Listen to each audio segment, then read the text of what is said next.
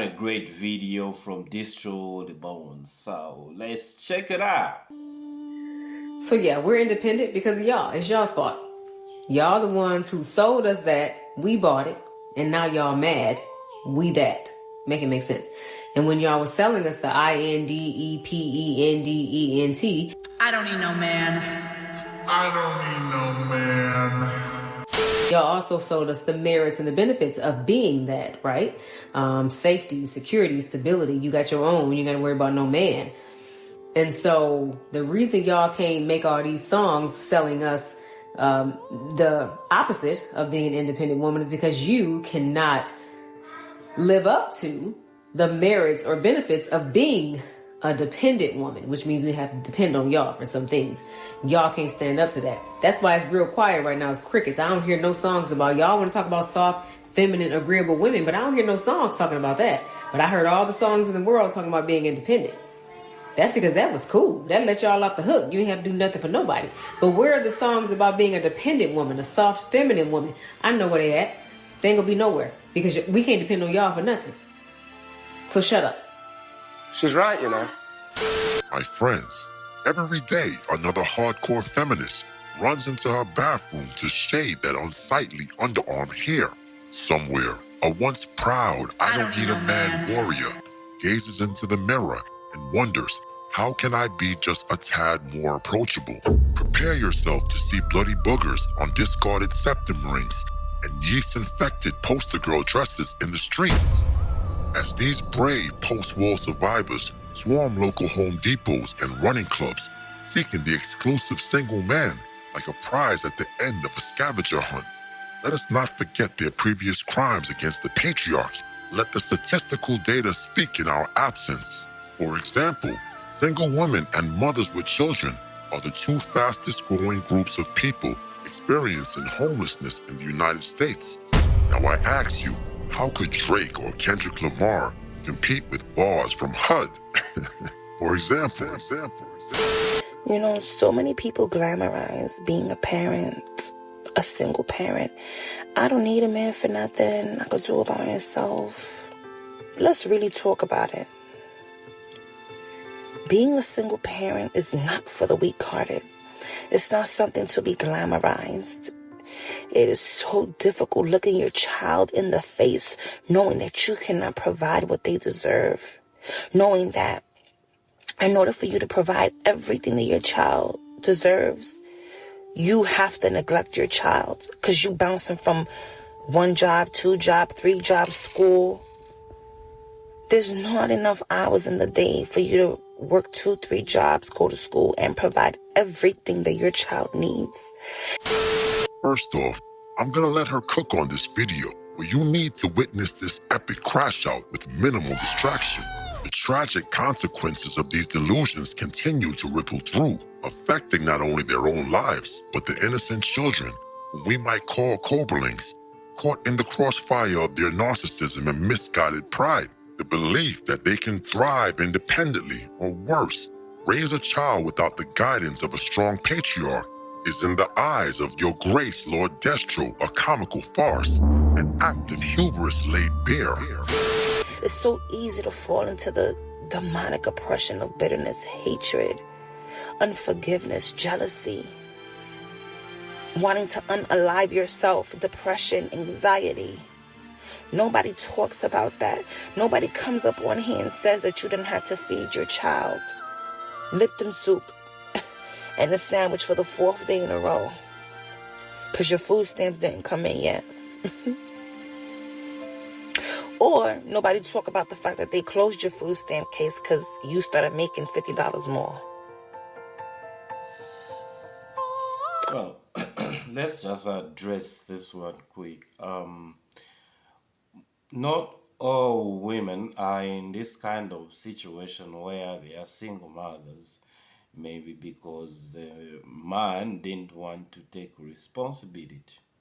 No, most of them are, or some of them, as a result of wanting to be independent, she intentionally brings life into the world, and then she decides that, you know what, the father is not gonna be in the child's life. She pushes the father away, or she would want to get child support, and yet she doesn't want the father to have access to that child. That child support coming from the father is not enough, because even herself, she's not making enough money to raise that child. So they are caught up in this situation. And those are situations you find now when they hear that man that they pushed away to be in the child's life, who's been paying child support, they hear, oh, he's doing so fine, or he started doing so fine. They end up taking those guys to court now, because now that's the only source of income that they see to be able to, for them to live on, you know. No one talks about the father who, after losing his job, finds out jailed for falling behind on his child support payment. A cruel irony, isn't it? It's funny how the system works. After these women face the heartbreak of a failed relationship with their first love, Uncle Sam, the government, they often come running back to Jesus, seeking redemption for their sins, hot girl summers, and poor choices. The church becomes their sanctuary, but only after the states have used and discarded them, leaving them no other option for salvation. This poignant cycle, full of irony and quiet tragedy, is the future of many post-war survivors, and your grace commands you not to interfere with this natural process. Let's talk about how lonely it is. You have nobody to relate to you because the majority of your friends, they did things the right way, right? They went to school, they got their career, they doing what they got to do. And hey, they could be a single parent, but hey, at least they got the funds to fund it, right? They're not working 2, 3, 4, 5 jobs. They working one. They could switch off holidays and every other weekend. Another myth unveiled. What are the real occupations most women hold today? According to recent U.S. labor data, these are the top 10 jobs commonly occupied by women. Number 1, teachers. Number 2, registered nurses, aka RNs. Number 3, secretaries and assistants. Number 4, customer service representatives.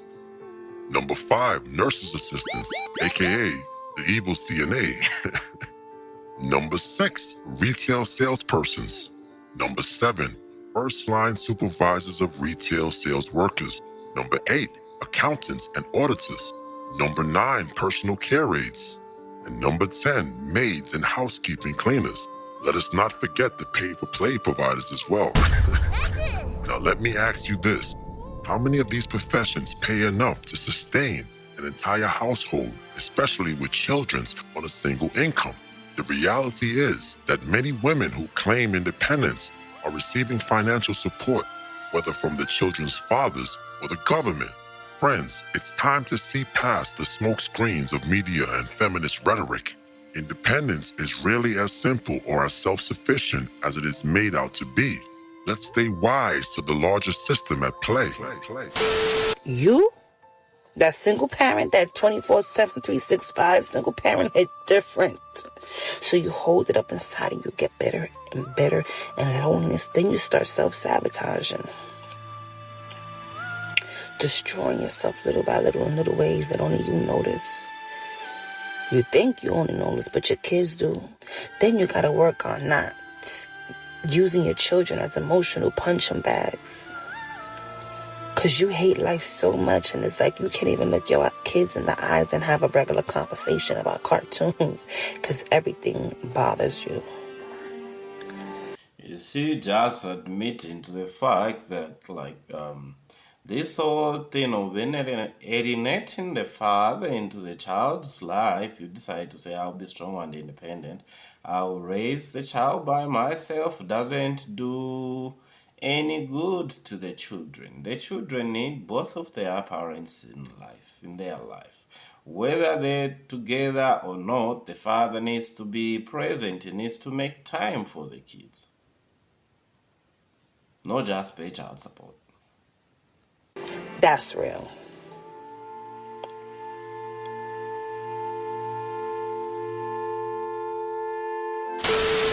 The next time you witness a single mother shouting in frustration at her child simply because he picked up an object of curiosity, understand this: it's a cry rooted in resentment. To her, that child represents the weight of her confinement, a daily reminder of her commitment to the "I don't need a man" narrative. Silently, she may cast the blame of her depression, her loneliness, and her gradual fading into the background on the very existence of the child. Oh, yes. The innocent curiosity of youth becomes in her eyes a reflection of her lost freedom, the life she left behind. And you know what hurts?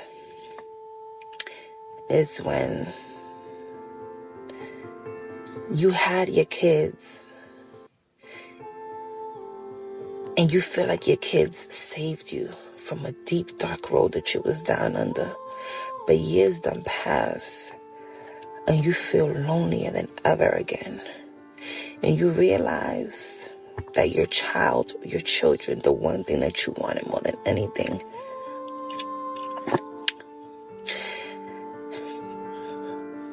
there's no longer enough reason to make you want to stay on this earth. Because just maybe, they might be better off without you.